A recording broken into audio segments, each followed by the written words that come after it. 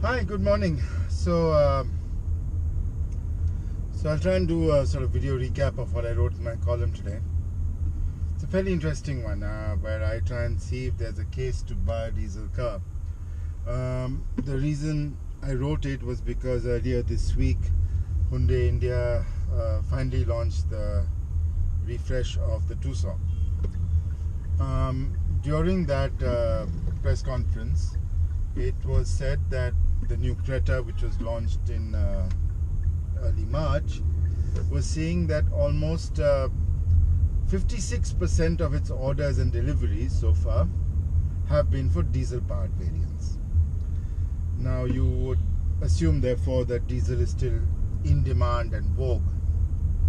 But what is interesting is this is when the Creta was launched, the first generation Creta 5 years ago, it was almost 85% diesel. So, keep in mind that for a launch car, the diesel proportion of now sales has gone up almost 3x. And this has been a change over the last few years. And one major reason for that change has been quite simply the 10-year rule in the NCR, all the NCR, which is the Supreme Court has ruled that diesel vehicles can only be registered for a maximum of 10 years in the NCR. Another reason for the decline in diesel sales has quite clearly been the fact that fuel prices haven't remained the same. The gap between diesel and petrol, which used to be pretty hefty once upon a time, has now come down significantly. In fact, in Delhi, diesel now costs almost ₹1 more than petrol. So I was just doing some math, and I've done this math several times. Now, this math is one basic aspect of this math has to be around the fact that it is based on today's prices. Of course, I don't expect fuel prices to fall significantly in the long run, nor do I expect the gap between petrol and diesel to expand also. I believe that some other state governments might get inspired by what Arvind Kejriwal has done in Delhi, and also increase the excise or put a special excise on diesel. This is because worries about pollution, the fact that a lot of local transport has now moved to CNG. So a lot of local trucks operating inside Delhi, all the buses, all the auto rickshaws, they are all on CNG. Even the single largest consumer of diesel, which is the Indian Railways, have moved to significantly to electrification on their major trunk routes. The dedicated freight corridor between Delhi and Mumbai is completely electrified. The main East Line, the main North Line, all the lines are mainly electrified. Anyway, that's a different thing to speak about. So, the car I'm going to use for comparison for this is this car. This is the Hyundai Elantra, which has been my long-term car. This particular car is powered by the 2-liter NU petrol engine, which produces 152 PS. I've had this car since early December, and lockdown or not, I'll just go through this. Lockdown or not, I've finished about 6,050 kilometers exactly right now, and I'm getting an average of about 11.5 kilometers a liter, which for a 2-liter petrol engine is not bad at all. Hyundai also a couple of weeks ago dropped the diesel variant of the car.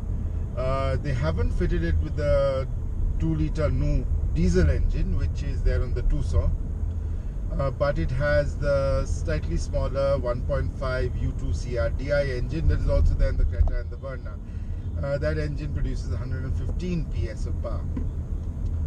Now, on the Elantra, the price differential ex-showroom Delhi is exactly 1.10 lakh for the similar specification of Elantra. And if you look at different cars, whether it's, Maruti doesn't do diesels anymore, but if you look at, say, everything starting from an entry-level Hyundai i10 Neos to Tata cars and other manufacturers who do both diesel and petrol, you will see that the price differential ex-showroom is between 1 to 1.5 lakhs, and I'm not going to the luxury car segment. In luxury cars, it's a bit higher. There are a couple of reasons for that. I might even get to that in the video. And so for this car, you pay about 1.1, which works out to about 1.25, 1.3 lakhs on road price difference between petrol and diesel. Now, we live in extraordinary times. Of course, everybody's traveling less. But, you know, for an average daily commuter in Delhi, if you're not crossing the borders, you would do about 1,000 kilometers a month quite fairly easily. I'm not saying, you know, doing 12,000 to 15,000 kilometers a year is fairly easy. Now, 1,000 kilometers a month at today's prices of petrol and diesel. I'm using today. Today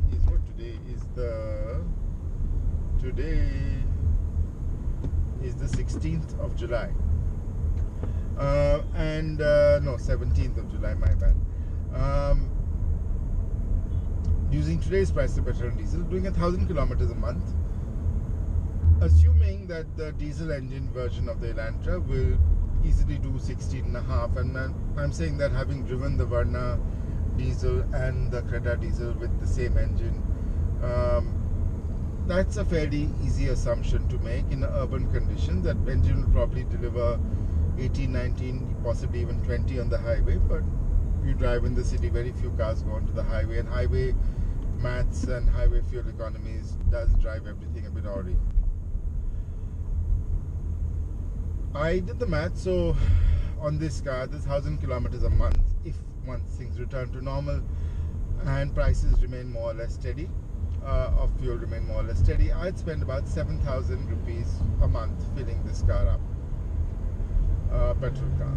On a diesel car, with its increased economy, and despite the fact that diesel costs about ₹1 a litre more in Delhi, I would spend about 5,000 rupees. Over the 60-month lifespan of a car, therefore, the 2,000 rupees a month I'm saving, basis today's prices, would be 1.2 lakh.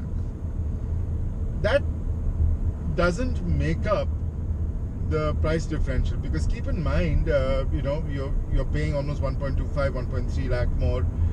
You can say that no, I'll probably drive a bit more than 1,000 kilometers a month, but 1.3 lakh more on road, or even 1.1 ex-showroom price if you're taking an additional lakh on loan for a period of 5 years, you end up paying back about 1.5 if you're taking 1 lakh more or 1.1 lakh more.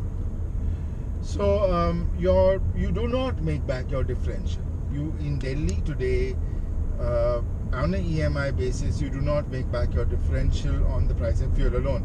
You could argue that the residual value of the car would remain a bit higher because the initial cost of the car was a bit higher.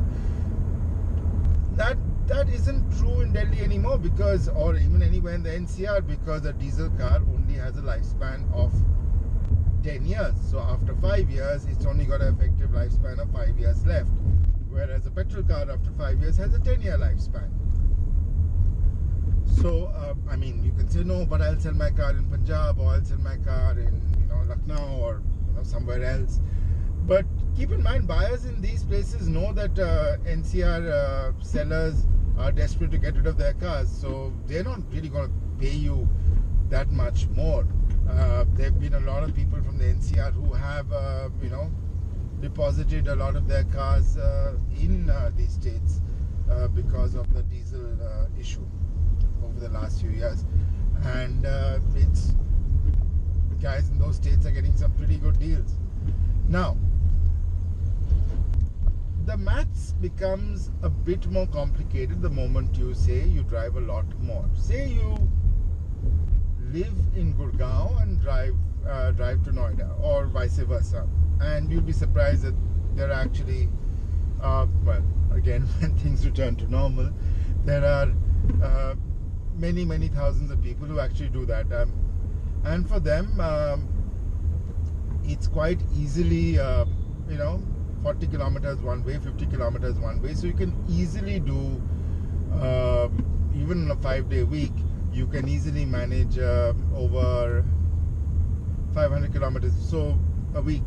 So you're looking at about 2,000 kilometers a month, easy, if not more. Now, at exactly 2,000 kilometers a month, I'm not really, using other math. Your savings become substantial. Your savings become, the way I calculated, if you live in Gurgaon, fill fuel only in Gurgaon and nowhere else. Quite easy to do if you live there. You can easily save almost 5,000 rupees a month, which over again a 60-month period works out to 3 lakh. You more than make up your money for a diesel in that case, even with the reduced residual value of the car. Now, residual values have to be calculated, of course, and I mean, it could be that petrol cars actually have a higher residual value after 5 years. This car has not been in the market. I mean, you can look at the values of this car. Some cars have a higher residual value anyway. So if you have a diesel Innova, believe me, your residual value of a diesel Innova is significantly higher than, say, if you have a diesel Elantra, because this car is, in percentage terms, because this car is not that much in demand, whereas a Innova is obviously always in demand, particularly from the taxi market. So that's one way to look at things. That said, so if you're driving a lot, even in the NCR, even with the 10-year rule, you can save a significant sum of money quite easily buying a diesel car. So even if you have to sell your car for slightly cheaper. Now, that doesn't assume, however, that diesel prices will not go up. And now, I don't know how oil prices will go. Global oil prices, of course, nobody had predicted that they'll be negative. West Texas Intermediate would be negative one day. But we don't know how it will really go going forward. I mean, oil prices could collapse. I doubt it will collapse in the pump. I frankly believe that the gap between diesel and petrol will continue to reduce, even in places like Maharashtra, where there is a higher excise on petrol than there is on diesel. So the gap in Maharashtra between petrol and diesel is significant. So in Mumbai, for example, the gap is almost 8 rupees today.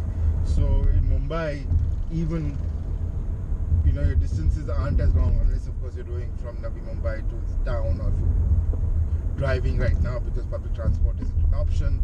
Diesel possibly makes sense in Maharashtra. It makes sense to an extent in many southern states, where we believe the diesel demand is a lot higher than in North India. North India being NCR.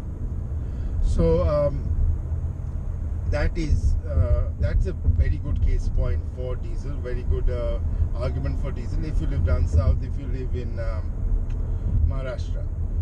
But who knows? Who knows tomorrow if the gap comes down again?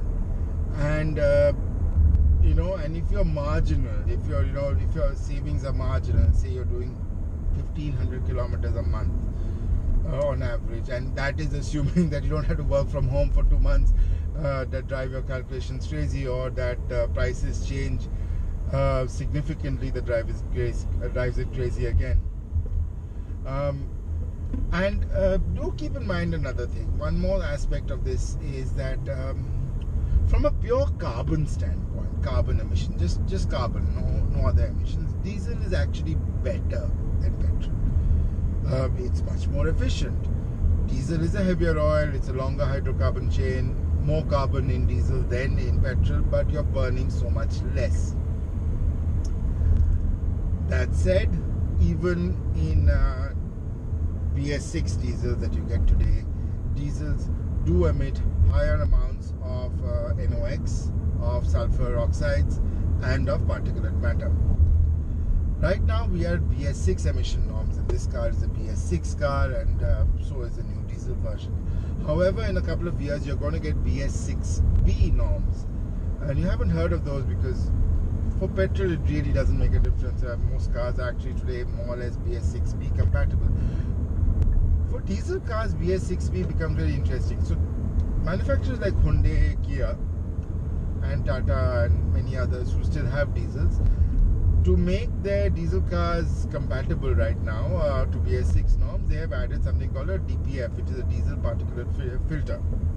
which catches the particles. It's not a very complicated system. It's expensive. A DPF is not cheap, but a DPF, and of course there were engine mods and all of that they required to do. I'm not saying that, but for Bs6B, you have to add what is called a selective catalytic reaction converter. So SCR. That is there on, say, Mercs, on Audis, on all the German cars. So they have SCR. That's where you have that AdBlue mixture, which is basically urea that's injected into the exhaust to dramatically cut down reduction. Now, the moment you add an SCR to a car, you'll actually be surprised at how much the price goes up. And a diesel engine with the SCR would cost 2 to 2.5 lakhs more. Which significantly changes the maths, because I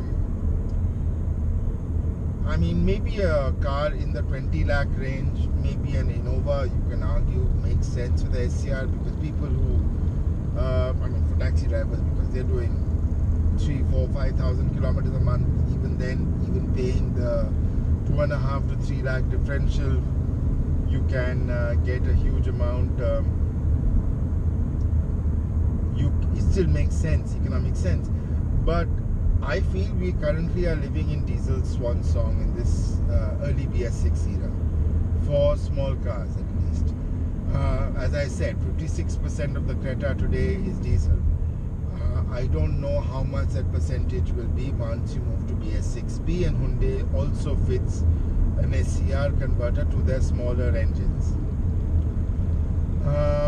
It's going to be very interesting. So again, this is all assumptions that I'm making basis today's prices, and I know those are not good assumptions to make. I'm not an anti-diesel guy. All the cars I've ever owned are petrol cars.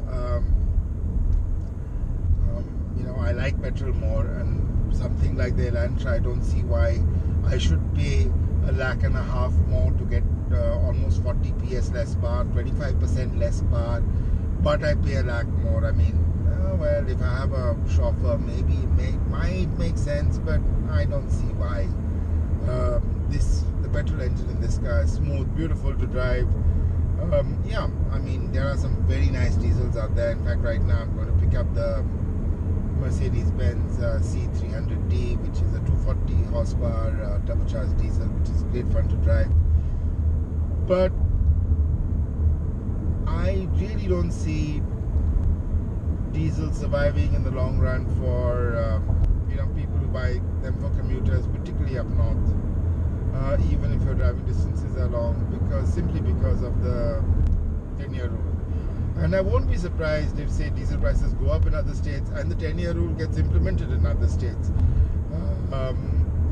There is no policy certainty, and as a buyer, you'd like a bit of policy certainty. I mean, can you imagine when you bought a diesel car in 2019, before the Delhi government put that 7 rupee surcharge on diesel? Your maths was based on the earlier price of diesel. It is very dicey to make assumptions on the price of diesel anymore, and that's a Falcon 2000 taking off from Delhi airport. Very interesting. Anyway, I'll end this video now. Do read the column, do let me know what you think, and let's take it from there. Thanks for watching.